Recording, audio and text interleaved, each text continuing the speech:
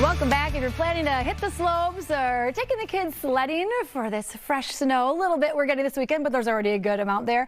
There's several things to keep in mind before you head out the door. We are joined by children to talk about some of the safety tips that we really should keep in mind for all of us, adults, kids, all ages. Dr. Angela Center, Children's Pediatric Physical Medicine and Rehabilitation Physician. Thank you so much.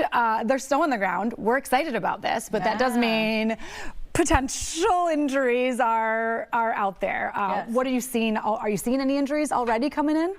Not quite yet, but it's time. The snow is on the ground. We're ready to have fun. It's good to get out and get some exercise and play in. But yes, let's do it smart. Let's do it in a smart way.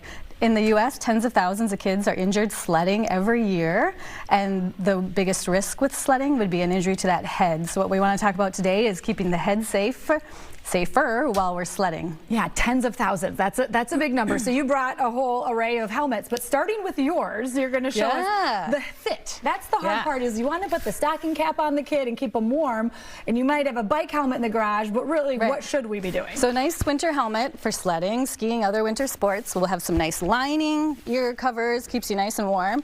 And then just like a bike helmet, it will fit nice and snug so it stays in a good spot. If you have to resort to the bike helmet, that's a good head protection. You could put a thinner gaiter underneath it so you still get that nice snug fit. But the winter helmet is affordable, it's a nice option, and it can be a nice safe option for sledding. And it's the same as if you were going downhill skiing or other winter activities as well. This is my winter helmet, so it fits well, it passes the wiggle and test, it stays nice and snug. I've spent time adjusting straps so that it stays in place. It's warm and lined, so I'll wear a thin gaiter or not, depending on the weather.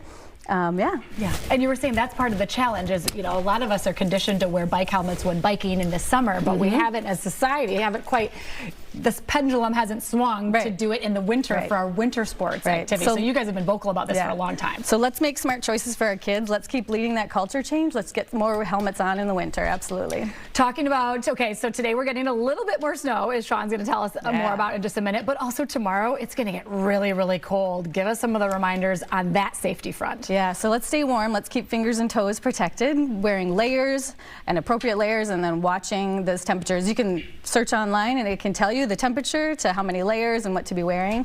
Kids get moving, they get hot, they can take off layers rather than taking everything off, and they can stay safer. Yeah, lots of the ski hills we're seeing video of. People are getting very busy. Also, just drinking water. A lot of times we forget we're outside, and it's dry out, and we don't realize we're getting more dehydrated than we realize. And give us some reminders about that. Yeah, remind your kids to stay hydrated. They're working hard, but they go out cold. You start cold, but you can start sweating under in all those layers. So staying hydrated to stay safe and protected is important. Yeah, and obviously we're showing. Obviously, I didn't even mention ice skating and the importance of helmets and things on that front as well. Falling on the ice is common. Same helmet, all winter sports, get it on those kids.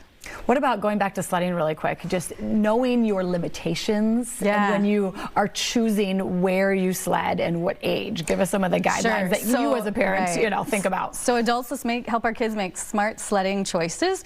They should pick hills. We should be picking hills where there's lots of space. They're not going to be crashing into each other, or crashing into objects, trees or otherwise. Help the controlled environment, help them to take turns.